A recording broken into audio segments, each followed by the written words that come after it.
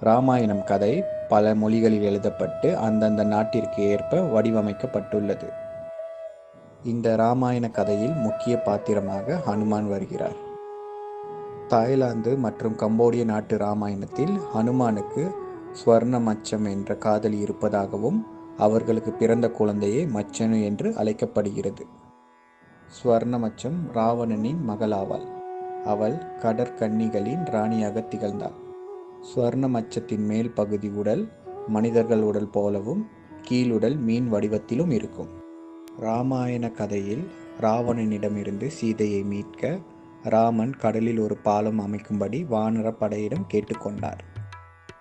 இதனால் இலங்கைக்கு செல்ல வானர படைகள் மும்முரமாக கடலில் பாலத்தை அமைக்க தொடங்கினர்.